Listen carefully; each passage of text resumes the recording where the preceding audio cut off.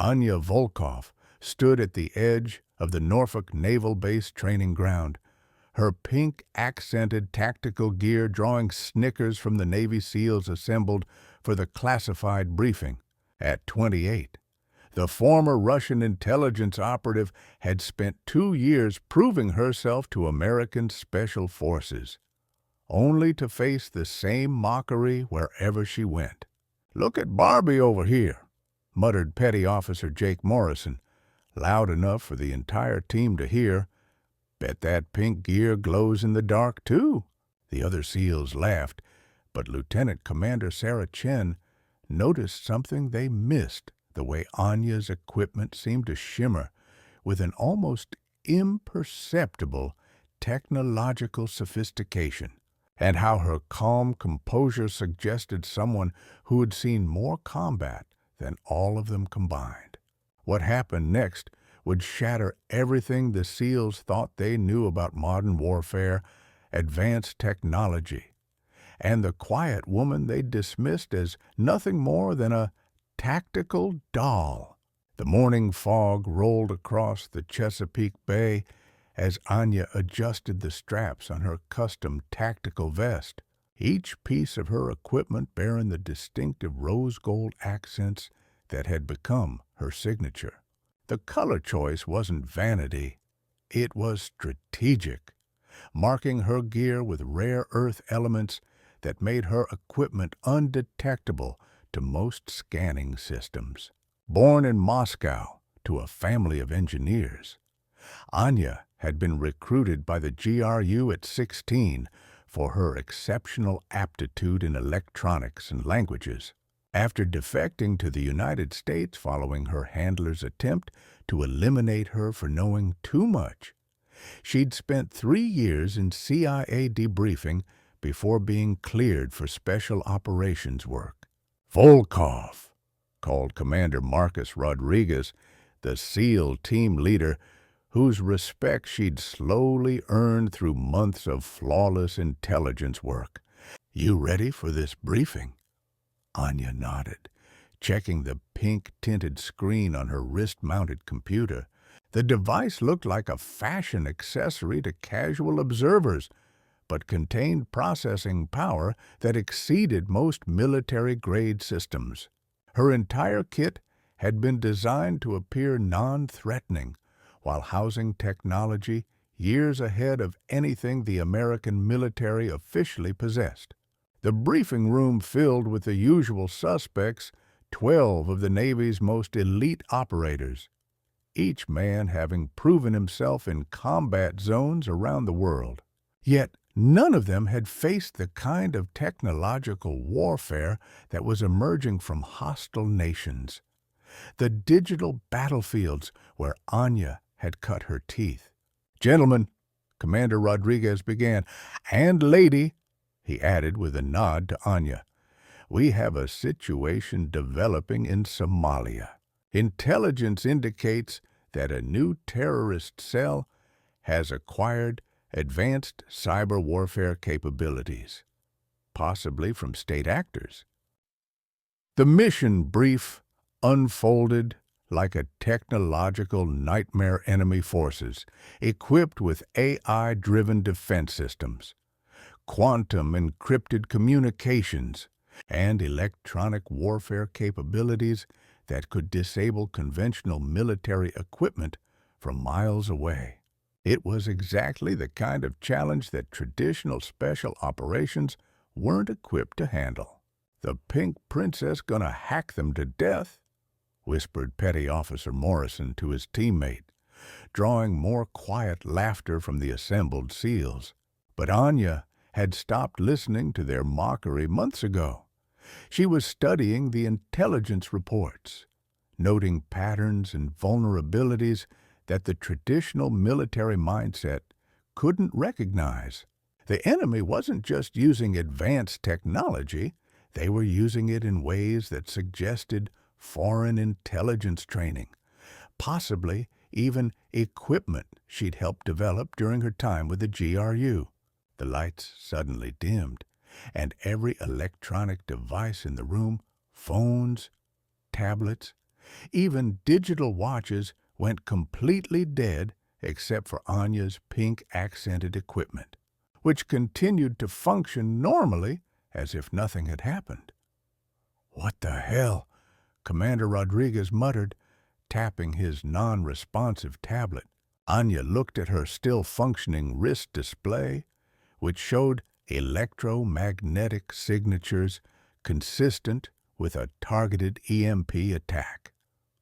"Sir," she said quietly, "I think the mission just found us."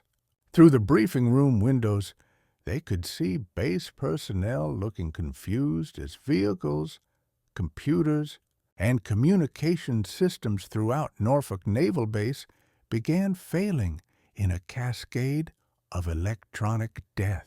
Only Anya's gear remained operational, its rose-gold elements providing protection against the very type of attack she'd helped design years ago in Moscow.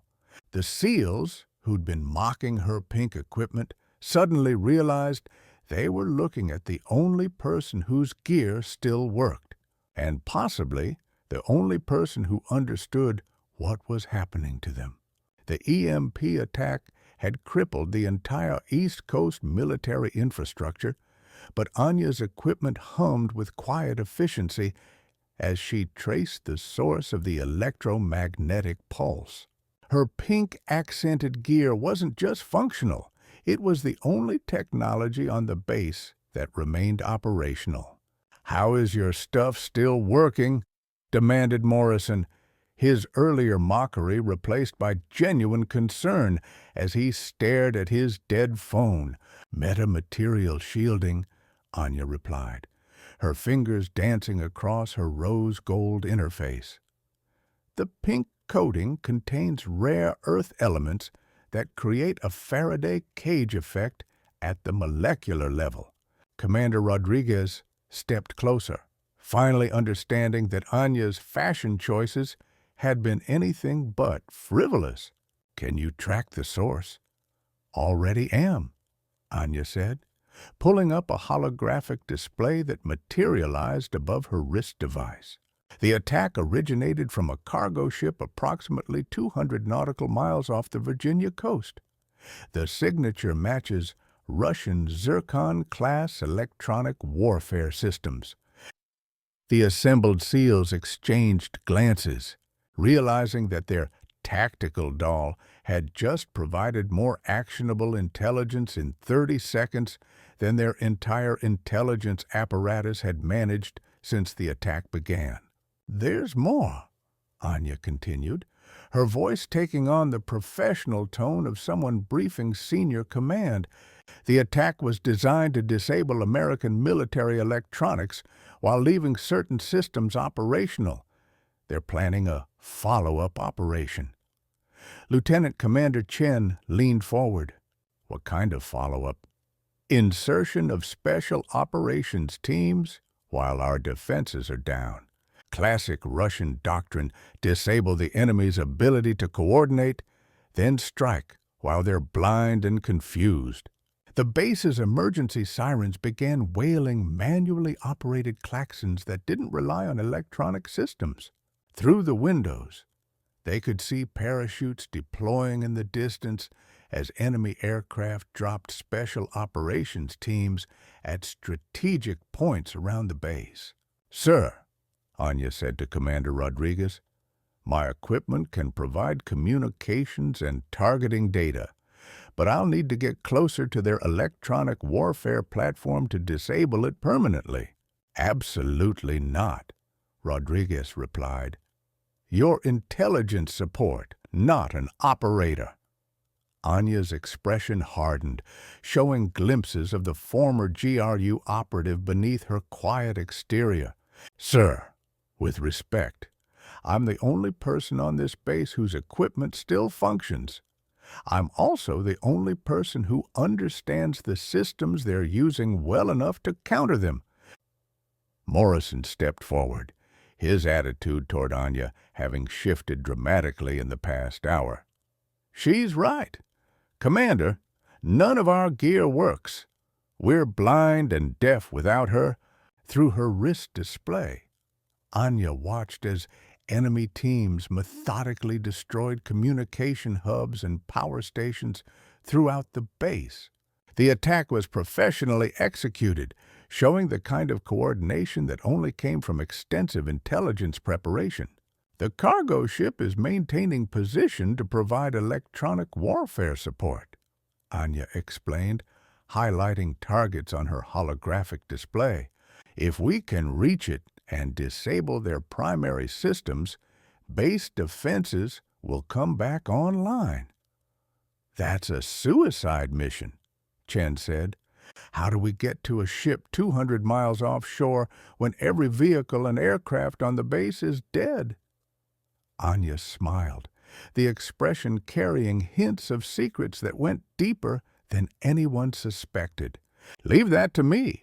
My gear includes more than just pretty pink accessories.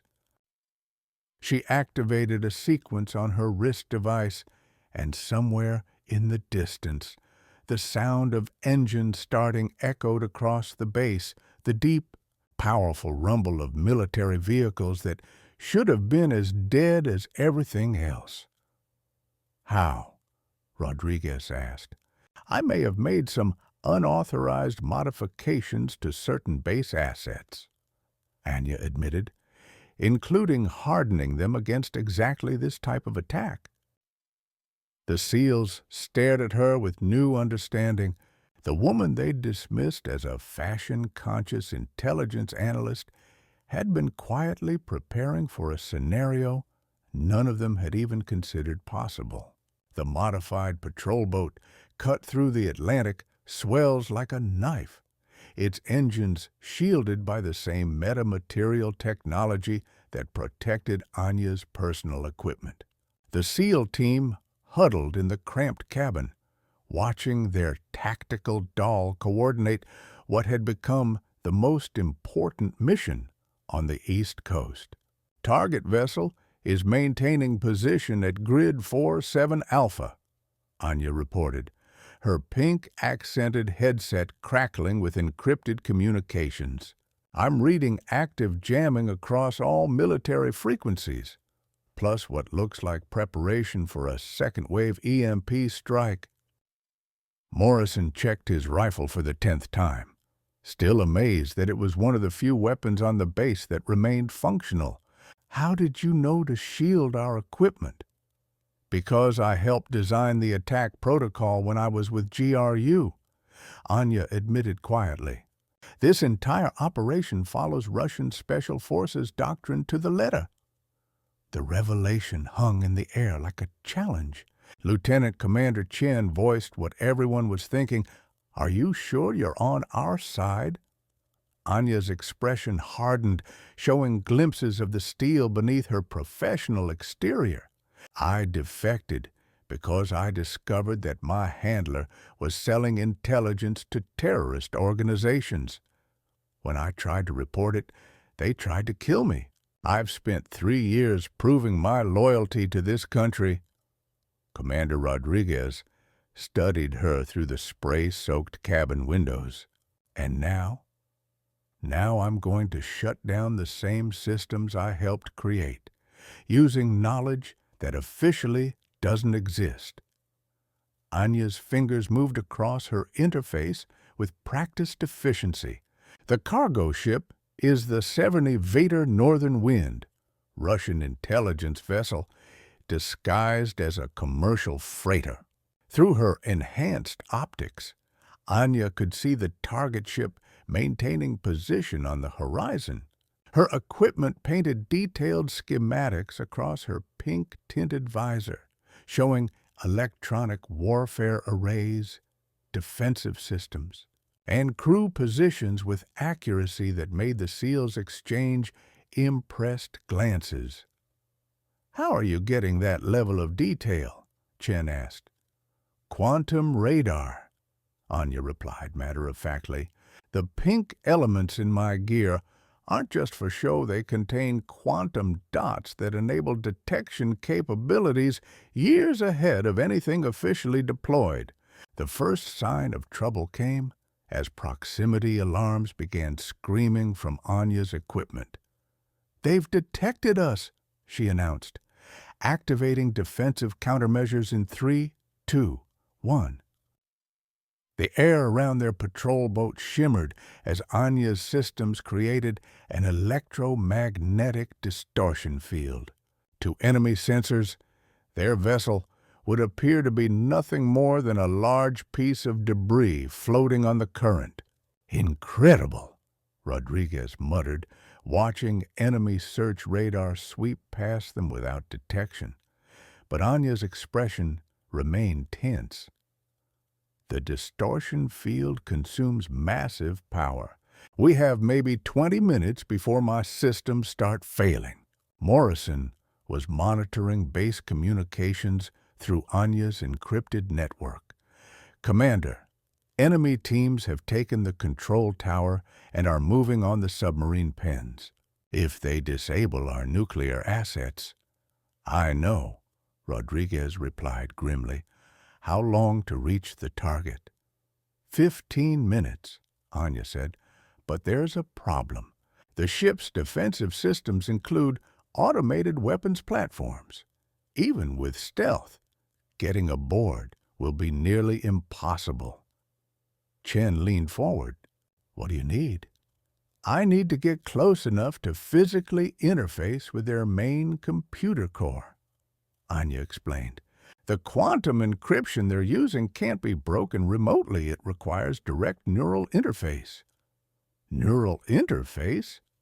Morrison looked skeptical. "You mean you plug your brain into their computer?" Anya lifted her hair, revealing a small port behind her left ear disguised as a pink gemstone earring. "GRU Cybernetic Enhancement. The interface allows direct communication with quantum computing systems." The SEALs stared at her with new understanding. Their tactical doll wasn't just carrying advanced equipment. She was advanced equipment, a human-machine hybrid designed for exactly this type of electronic warfare.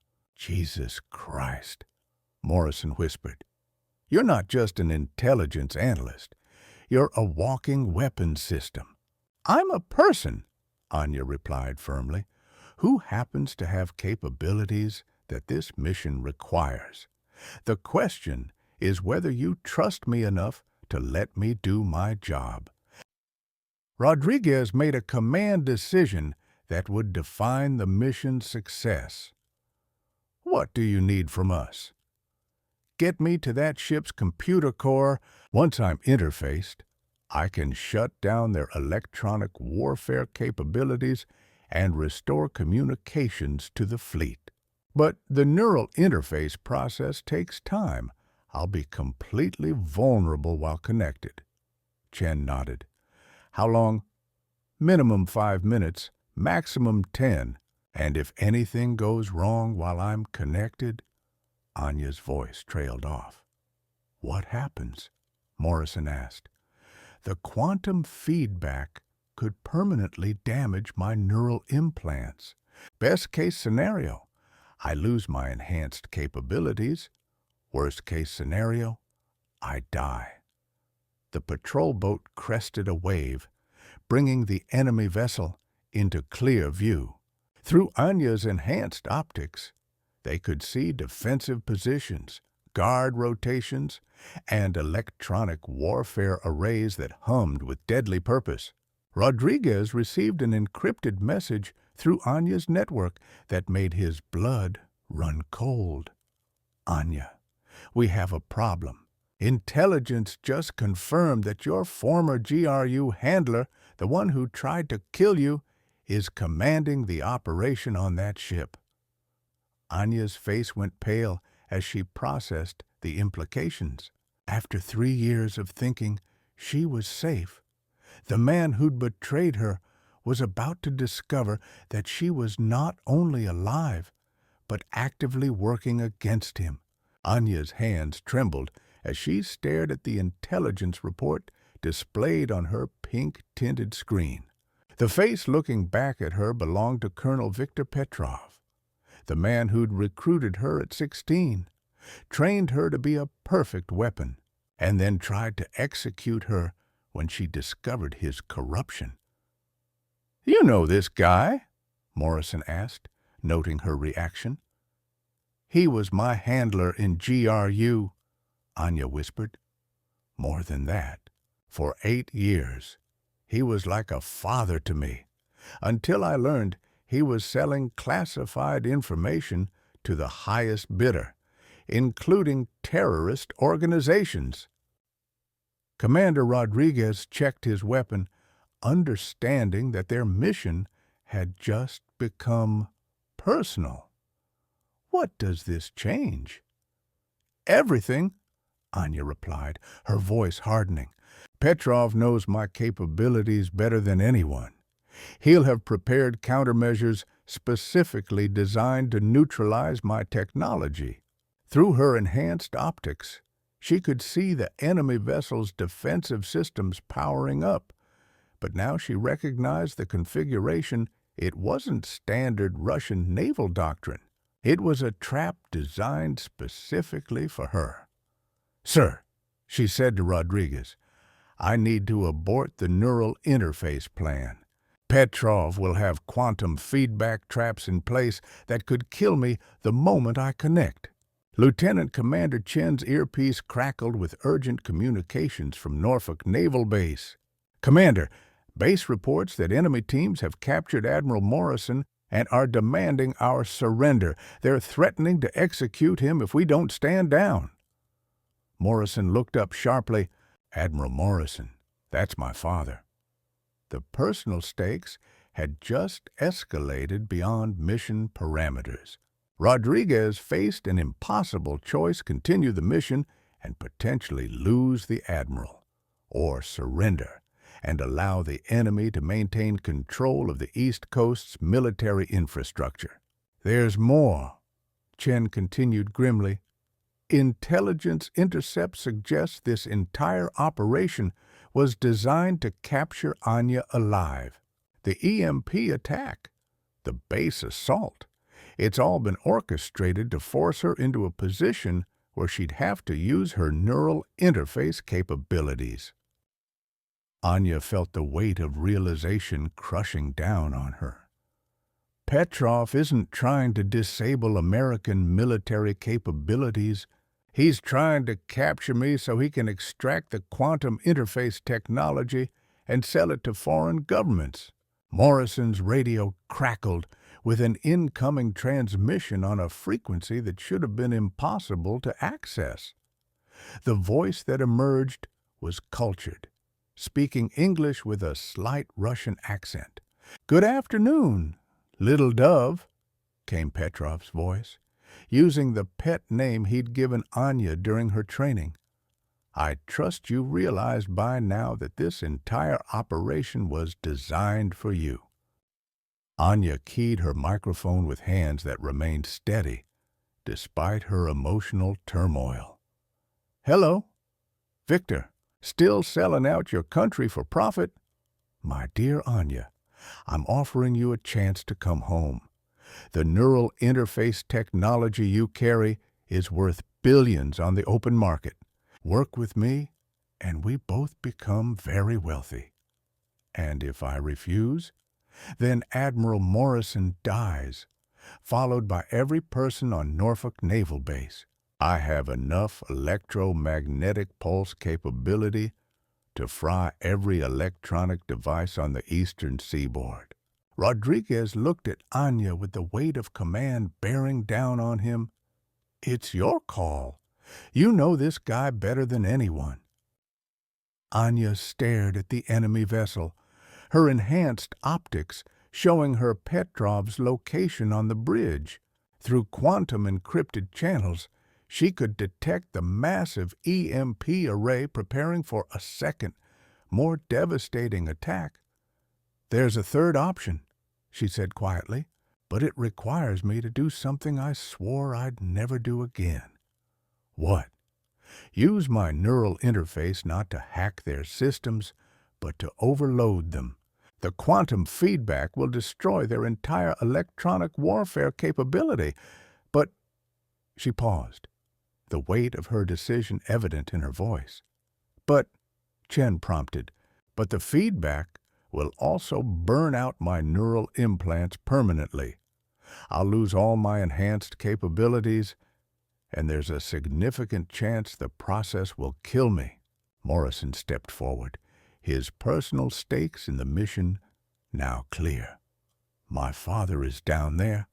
If you can save him in the base, I'll follow you anywhere. Anya looked around at the SEAL team that had once mocked her pink gear.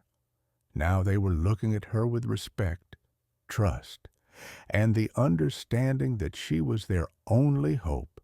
Victor taught me that loyalty was a weakness, she said, activating systems that would either save thousands of lives or end her own. Time to prove him wrong. As enemy weapon systems locked onto their patrol boat and Petrov's countdown began for the devastating second EMP strike, Anya initiated the most dangerous neural interface sequence of her life, knowing that in minutes she would either be a hero or a casualty of the war between old loyalties and new ones. The assault began with Anya's most desperate gambit, using her quantum radar to map every defensive position while simultaneously broadcasting false targeting data that made their small patrol boat appear to be a much larger threat. The enemy's automated weapon systems began firing at phantom targets, revealing their positions to the approaching SEALs. Defensive systems are confused but not disabled, Anya reported, her pink-accented interface crackling with quantum interference. I'm reading 47 personnel aboard, including Petrov on the command deck. Commander Rodriguez studied the enemy vessel through tactical binoculars. Entry points. Portside cargo bay is our best bet, Anya said, her enhanced optics painting target routes across her visor, but I'll need to disable their sensor array first, and that means getting close enough for neural interface. Morrison checked his weapon and looked at Anya with new respect. Whatever you did to my father, we're going to get him back. Your father was a good man who made hard choices, Anya replied. Let's make sure his sacrifice means something. The SEALs moved with lethal efficiency, as Anya's technology provided them advantages no conventional military unit possessed. Her quantum radar showed enemy positions through bulkheads. Her electromagnetic countermeasures scrambled enemy communications, and her neural interface began probing the ship's defensive systems for vulnerabilities. I'm detecting a quantum encrypted server in the ship's computer core, Anya announced as they fought their way through the vessel's corridors. That's where Petrov is storing the stolen intelligence data. Lieutenant Commander Chen provided covering fire as they advanced. Can you access it remotely? Not without risking quantum feedback that could kill me, Anya replied. But I can overload the entire system if I can get direct neural access. The ship's corridors echoed with gunfire as enemy special forces responded to the boarding action. But Anya's technology gave the SEALs decisive advantages. They could see through walls, predict enemy movements, and coordinate with precision that seemed almost supernatural. Petrov was waiting for them in the ship's command center, his weathered face showing no surprise as Anya entered with her SEAL team escort. The Russian officer stood behind a bank of quantum computers that hummed with deadly purpose. "Little dove," he said in Russian, "you've grown into quite the warrior."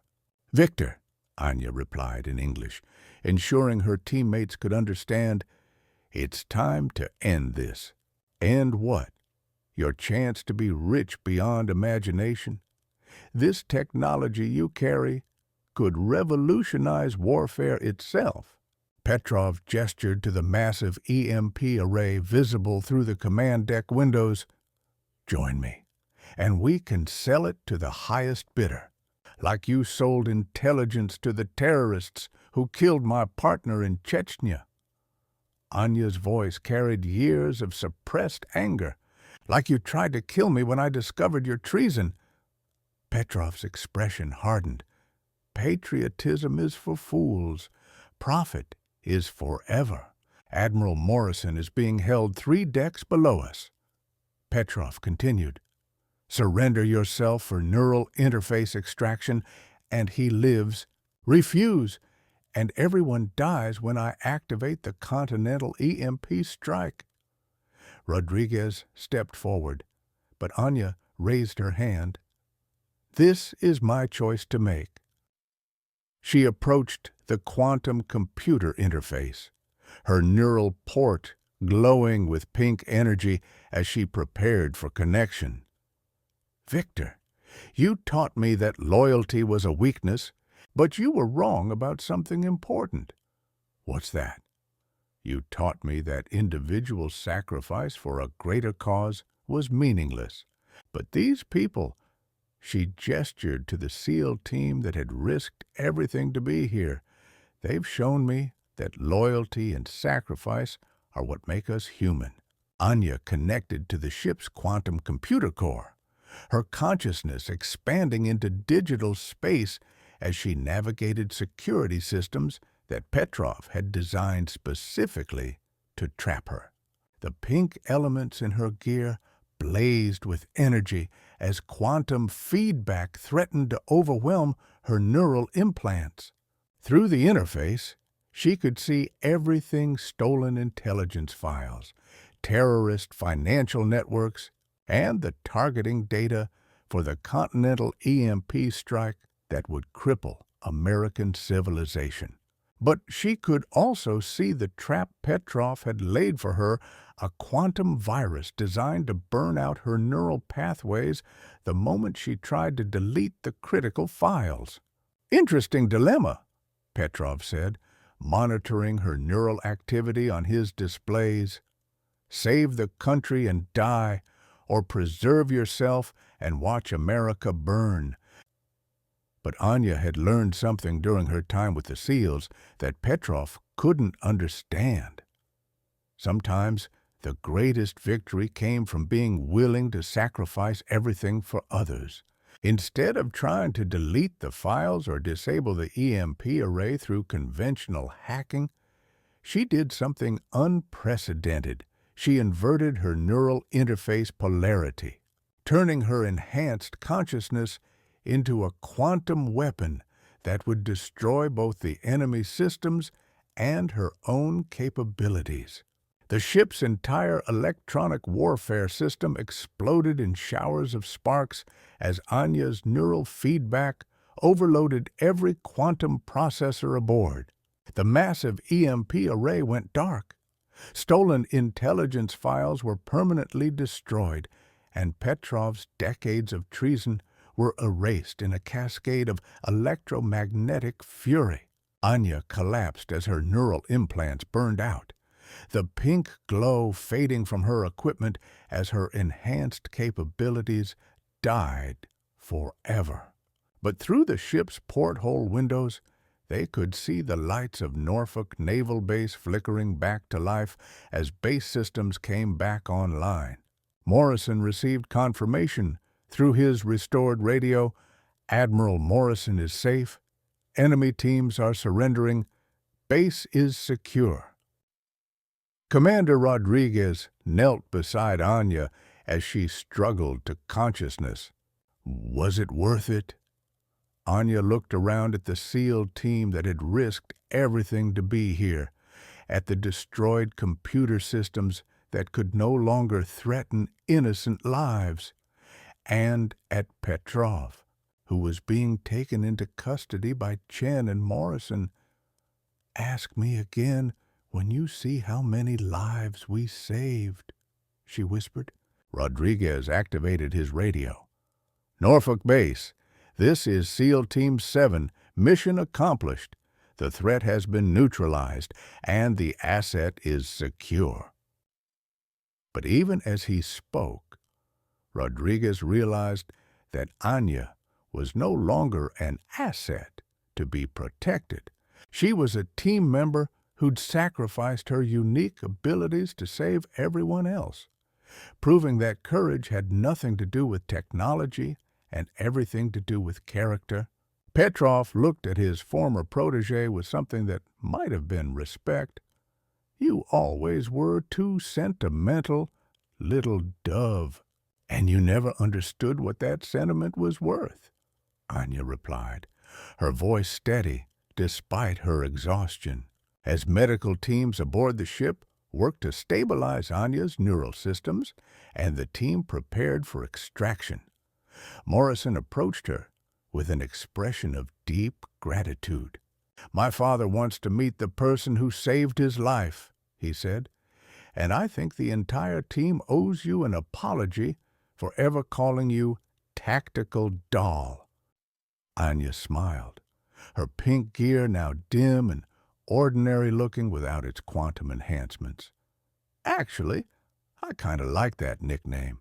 It reminded me that sometimes the most dangerous weapons are the ones no one sees coming." The briefing room was packed with the highest levels of military leadership as Anya stood before a wall-mounted display showing the global impact of the Norfolk operation. Her pink-accented dress uniform bore new insignia, marking her as a lieutenant colonel in a newly created cyber warfare division. The intelligence recovered from the Severn Evader operation led to the exposure of the largest espionage network in modern history. She reported to the assembled generals and admirals 17 countries were involved in purchasing stolen American military technology, and over 200 terrorist cells lost their technological advantages overnight. Admiral Morrison's father, fully recovered from his captivity, nodded approvingly from the front row. "Colonel Volkov, what's the current status of the quantum interface program?" "Discontinued, sir," Anya replied firmly, after experiencing the neural feedback personally. "I've recommended that human-machine interface technology be limited to non-invasive systems only. The risks to personnel are simply too great." But that wasn't the whole story. The truth was that Anya had chosen to sacrifice her enhanced capabilities not just to save lives, but to ensure that the technology couldn't be stolen or misused again. She'd made herself ordinary to keep the world safe. Lieutenant Commander Chin, now promoted to commander and leading the Navy's new Technology Integration Division, stepped forward. The Norfolk incident has led to comprehensive changes in how we approach unconventional warfare. Every special operations team now includes at least one technology specialist, and we've completely revised our electronic warfare protocols. The changes went deeper than just tactics and equipment. The military's attitude toward unconventional personnel and methods had shifted dramatically. Officers who thought outside traditional parameters were now valued rather than dismissed, and the importance of diverse perspectives in modern warfare was finally being recognized. After the briefing, Anya walked through Arlington National Cemetery, stopping at the memorial wall that now included the names of personnel lost during the Norfolk attack. Her pink dress uniform drew respectful nods from other military personnel rather than the mockery she'd once endured. Morrison, now a lieutenant commander himself, joined her at the memorial. "Any regrets about losing the neural interface capabilities?" Anya touched the small scar behind her ear where her quantum implant had once been. "You know what I learned from that mission. Real strength doesn't come from technology or enhancements. It comes from being willing to sacrifice those advantages for something more important." "Like what?"